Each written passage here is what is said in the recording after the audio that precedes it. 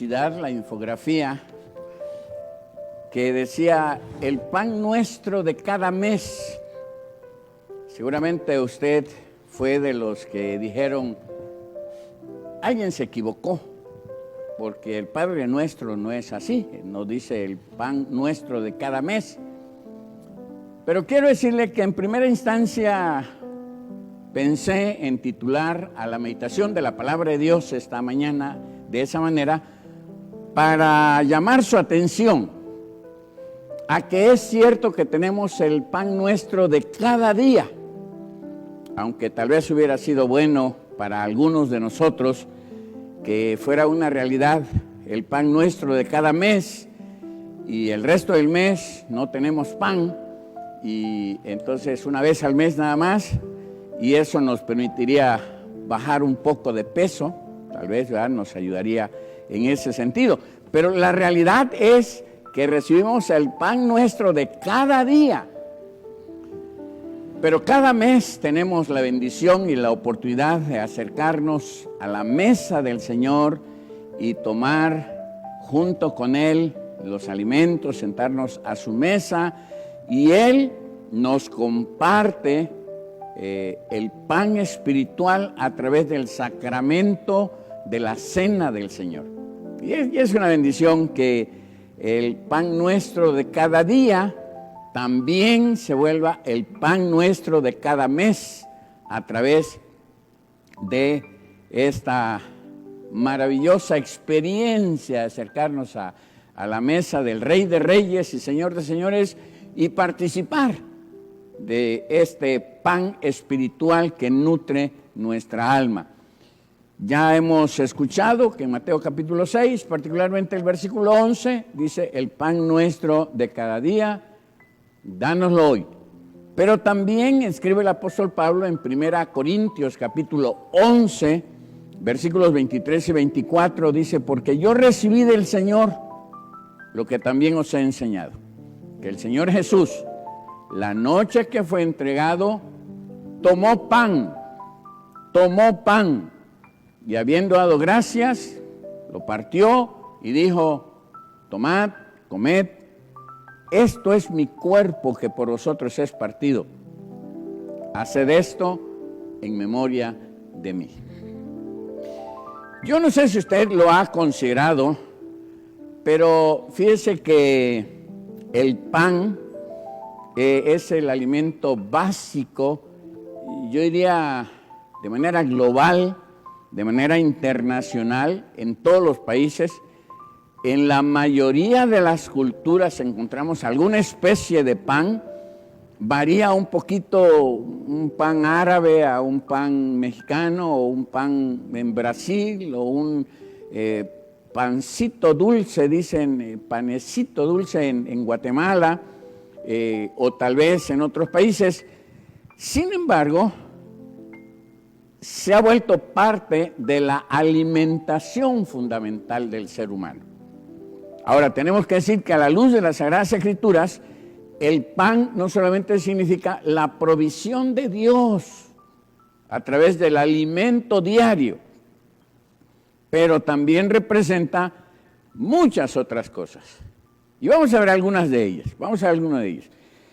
La primera representación del pan es lo que necesitamos para vivir. El pan representa lo que necesitamos para vivir. Cuando usted está orando, el pan nuestro de cada día, dánoslo hoy, no se está refiriendo solamente al alimento, no solamente a lo que va usted a tomar con café o con chocolate o con leche, pero es una oración para pedir todo lo que necesitamos para vivir. Y ahí va incluido el agua, el aire, el oxígeno, el sol, la lluvia, todo lo que necesitamos para vivir. Lo que estamos diciendo cuando pedimos el pan cotidiano o el pan de cada día es, Señor, Dios, dame todo lo que necesito para vivir. Pero también el pan significa la palabra de Dios, la palabra de Dios. Jesús dijo, no solo de pan, y se refiere al pan físico, al pan de trigo, no solo de pan vivirá el hombre, sino de toda palabra que sale de la boca de Dios. Así que para vivir, no solamente necesitamos el pan físico, pero también necesitamos el pan espiritual, el alimento espiritual. Hay personas que tienen cosas para vivir, tienen dinero, tienen comida, pero no tienen el alimento espiritual para sus vidas. Necesitamos también la palabra de Dios. Así que cuando oramos, el pan nuestro cada día no solamente nos referimos al pan físico, a ese pancito que tanto nos gusta, pero le estoy diciendo, Señor, Dios, dame una palabra por medio del libro sagrado, por medio de la Biblia, dame una palabra que alimente mi espíritu. No solamente que alimente mi cuerpo, pero que también alimente mi espíritu. ¿Qué significa también el pan? Significa comunión, comunión. La iglesia primitiva compartía, dice la palabra de Dios, la adoración a Dios en el templo, pero también compartía todos los días el pan en sus casas. En sus casas. Así que la comunión es importante. Muchos negocios se cierran en una comida. Mientras participan del pan material, un buen negocio se puede cerrar y se puede tener un tiempo de comunión los unos con los otros. Cuando estoy pidiendo a Dios el pan nuestro de cada día, dánoslo hoy, estoy diciéndole, Señor, dame amigos, dame hermanos en la fe, dame compañeros del camino, porque los necesito para vivir. Recuerden que la enseñanza de la palabra desde Génesis, le dice a Adán, dice Dios en una reflexión con la Trinidad, refiriéndose a Adán, dice, no es bueno que el hombre esté solo. Así que el pan significa comunión. Comunión. Generalmente nosotros decimos, un día esto te invito a comer, o un día esto vamos a desayunar, o un día esto vamos a cenar, pero estamos hablando más que la comida, más que el alimento físico, de la comunión unos con otros. De hecho, a veces solamente es un pretexto la cena o la comida o el desayuno para tener comunión con los amigos y con los hermanos en la fe. ¿Qué otra cosa significa el pan? Significa salvación, representa salvación. Jesús es el pan de vida.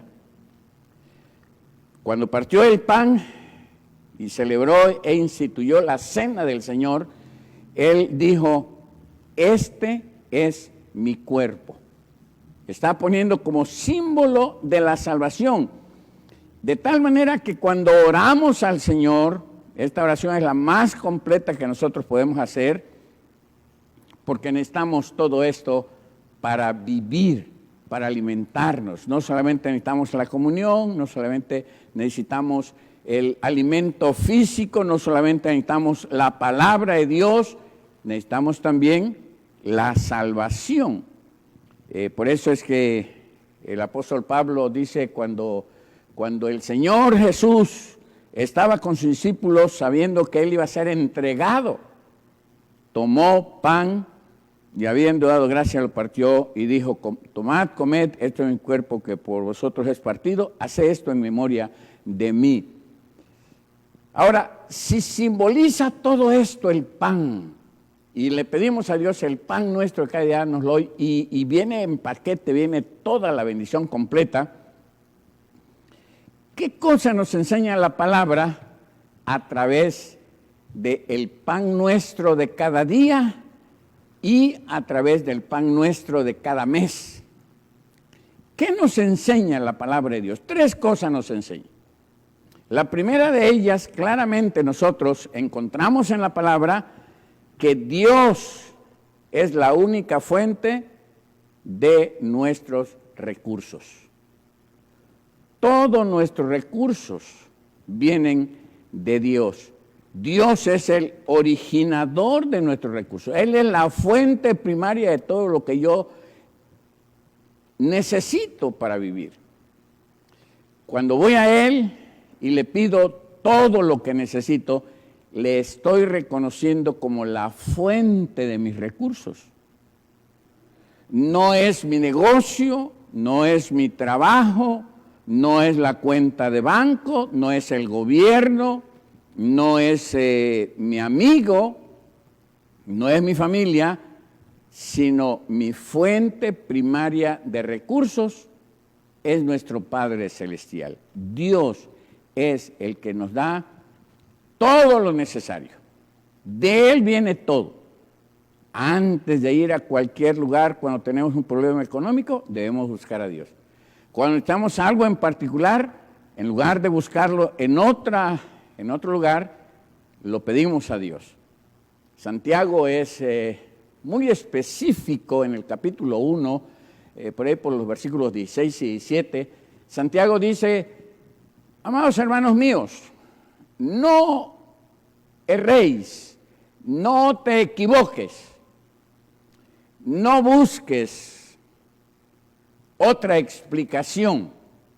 Él dice: toda buena dádiva, todo don perfecto desciende de lo alto, del Padre de las luces, en el cual no hay mudanza ni sombra de variación.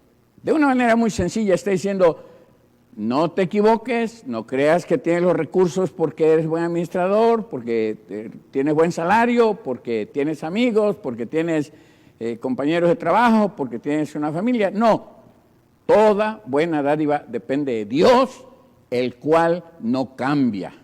Y es una bendición para nosotros ello. ¿Se acuerdan de Elías? Elías está huyendo, tiene miedo, está sintiendo que va a morir y que es el único que ha quedado para adorar al Padre Celestial. Y estando allí, bajo de un enebro, en la depresión más grande que cualquier siervo de Dios pudiera tener, y deseando morirse, Dios le trae alimento, ¿verdad? Y el Señor lo va a fortalecer, como lo hizo también a través de la viuda. Si ustedes se acuerdan, le trae alimento. Dios nos sorprende, Dios nos muestra que podemos depender de Él en toda circunstancia, en toda necesidad. Y a sus siervos los va a alimentar, y a cada uno de sus hijos los va a alimentar a través de cuervos que traerán pan y carne, o a través de ángeles que traigan pan para fortalecer nuestra vida. Todo lo que tenemos es un regalo de Dios, absolutamente todo. La casa, el automóvil, todo lo que Dios nos ha concedido es bendición de Dios. Dios usó canales, Dios usó medios, Dios usó a alguien, pero realmente es el Señor el que está proveyendo los recursos. Y nosotros reconocemos que Él es la fuente inagotable de todo lo que necesitamos para vivir. Filipenses capítulo 4, versículo 19 nos recuerda: mi Dios, pues, suplirá todo lo que os falta conforme a sus riquezas en gloria en Cristo Jesús. Y noten ustedes que nuestro Padre Celestial es rico, y de sus riquezas por medio de Jesucristo suple todas nuestras necesidades, tanto las necesidades materiales, las necesidades económicas, como las necesidades de salud, como las necesidades espirituales, como las necesidades emocionales o como las necesidades sociales. Él suple todo lo que nos falta conforme a sus riquezas en gloria. Y qué tan rico es que Juan, cuando tiene su visión allá en la isla de Patmos, mira que las calles son de oro en la Nueva Jerusalén y que las puertas son de perlas y que el mar es de cristal. De sus riquezas en gloria, Dios suple nuestras necesidades. Por eso Mateo capítulo 7, versículo 11 dice: pues si ustedes, siendo malos, saben dar buenas dádivas a vuestros hijos, cuánto más nuestro Padre Celestial que está en los cielos dará cosas buenas a los que le pidan. Dios quiere darnos todo lo que necesitamos. Él es la fuente para suplir todas nuestras necesidades. Él tiene los recursos necesarios, lo que ninguna otra persona pudiera tener. Él la tiene para darnos a nosotros lo que necesitamos para vivir y vivir bien. Dios es la fuente de nuestros recursos. La segunda cosa es que debo aprender a depender de Dios un día a la vez. El pueblo de Israel tuvo que aprender. El pueblo de Israel tuvo que aprender. Si ustedes se acuerdan, el Señor le dice a ellos, cada mañana, de acuerdo al número de la familia, vayan y reciban el maná. Algunos ahí, poquitos flojos, haraganes, dice, voy a recolectar para hoy y para mañana, y mañana no me levanto a recolectar. Y dice la palabra de Dios que si les quedaba de un día para otro, se agusanaba. Y nadie quiere comer ni pozol con gusano, ni maná con gusanos. Entonces, lo que estaba enseñándoles es que la dependencia de Él debe ser cada día. Por eso no dice el pan nuestro de cada semana, o el pan nuestro de cada mes, o el pan nuestro de cada año. No, dice el pan nuestro de cada día. En la versión Reina Valera antigua decía el pan cotidiano. Dios nos está enseñando, nos está diciendo, quiero que dependas de mí cada día, que vengas a mí cada día, un día a la vez, y que de esta manera yo pueda suplir tus necesidades. Muchos de nosotros nos preocupamos, ¿qué haremos dentro de 5 años? Más debiéramos preocuparnos, ¿qué haremos hoy? Y Dios puede darnos hoy lo necesario para vivir. ¿Para qué? Para que confiemos en Él, para que esperemos a Él, para que dependamos de Él. Hay un pasaje maravilloso que seguramente usted lo ha leído muchas veces y solamente quiero destacar unas 3 enseñanzas o 4 enseñanzas de este pasaje. Vaya a Filipenses capítulo 4, del 6 al 8. Lo voy a leer en la Nueva Versión Internacional, pero Filipenses 4, del 6 al 8 dice, no se inquieten por nada. Más bien, en toda ocasión, con oración y ruego, presenten sus peticiones a Dios y denle gracias. Y la paz de Dios, que sobrepasa todo entendimiento, cuidará sus corazones y sus pensamientos en Cristo Jesús. Por último, hermanos, consideren bien todo lo verdadero, todo lo respetable, todo lo justo, todo lo puro, todo lo amable, todo lo digno de admiración, en fin, todo lo que sea excelente o que merezca elogio. En esto piensen.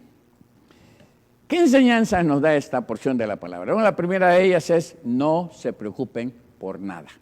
No se preocupen por nada. Es tal vez la parte más difícil para nosotros como seres humanos, porque casi siempre fallamos en hacerlo. Viene una necesidad y nos preocupamos. Cuando el Señor nos dice no se preocupen por nada. Tal vez los demás mandamientos sean más fáciles. Inquietarse puede ser una experiencia muy fácil para el ser humano.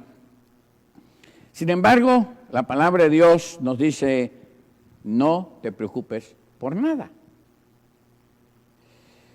estamos creyendo que Dios suple todas nuestras necesidades, entonces no tenemos que preocuparnos. No debemos preocuparnos. Cuando estamos preocupándonos, estamos actuando tal vez como un huérfano o como una persona que no tiene confianza en su Padre Celestial, que no tiene confianza en su Dios. Leí hace algún tiempo la experiencia de los niños de la guerra, en la Segunda Guerra Mundial. Algunos de ellos, cuando comían lo poco que podían, porque eran huérfanos de guerra, sus padres habían muerto en la guerra, algunos de ellos al final dejaban un pedazo de pan y dormían abrazando ese pedazo de pan. En realidad descubrieron quienes los cuidaban que ellos querían asegurar que el día de mañana tendrían por lo menos un bocado que llevarse a la boca. Pero nosotros no tenemos que guardar pan de un día para otro, porque Dios suple nuestras necesidades. Por lo tanto, nos dice, no te preocupes por nada. La segunda enseñanza es, ora por todo. Ora por todo. Cuando dice, en toda ocasión, con oración y ruego, presenten sus peticiones a Dios y denle gracias. Cuando dice oren por todo, cuando me refiero a decir oren por todo, que el apóstol Pablo nos enseña, estamos significando todo. La preocupación nunca ha resuelto ningún problema, es una emoción inútil, es una emoción que no nos lleva a nada, solamente nos hace daño, porque Dios nos dice, no te inquietes, mejor ora, ora. Agradece a Dios en cualquier circunstancia, da gracias por todo. Cuando haya o cuando no haya, damos gracias en medio de la enfermedad, damos gracias en medio de la aflicción. Así que el Señor nos enseña que nosotros no debemos preocuparnos, que nosotros debemos orar y que nosotros debemos agradecer toda experiencia en la vida. Y al final nos dice, tengan buenos pensamientos. En lugar de decir, no puedo, no tengo, no lo voy a lograr, usted diga, con la ayuda de Dios, sí puedo. Empiece a cambiar sus pensamientos. Empiece a llenar su mente de pensamientos positivos. Y usted va a fortalecer no solamente su corazón, su espíritu, va a fortalecer su sistema inmunológico. Hay estudios interesantísimos de los que estudian la conducta humana, que cuando nosotros ponemos pensamientos positivos, nuestro cuerpo se fortalece. Y no hay bacteria, no hay virus, no hay ninguna enfermedad que pueda afectarnos cuando nosotros tenemos pensamientos positivos. A esto nos llama la palabra de Dios, a poner pensamientos en el Señor Jesucristo que nos ayuden a vivir bien. Y la tercera enseñanza, y con esto concluyo, es compartir con otros lo que Dios me da. Reconozco que Dios es el proveedor de todo lo que necesito. Reconozco que puedo depender de Él un día a la vez, pero también reconozco que Dios me da para compartir con otros. ¿Se ha dado cuenta que en el Padre Nuestro, tal vez en Salmos, quizá hay por ahí algún salmo que sí sea así, pero en el Padre Nuestro no dice el pan mío de cada día. Ni siquiera dice el pan de mi familia.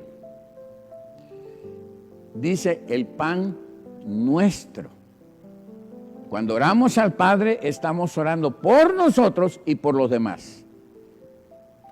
El Padre Nuestro es una oración que hacemos no solamente por nuestras necesidades, sino también por las necesidades de otros.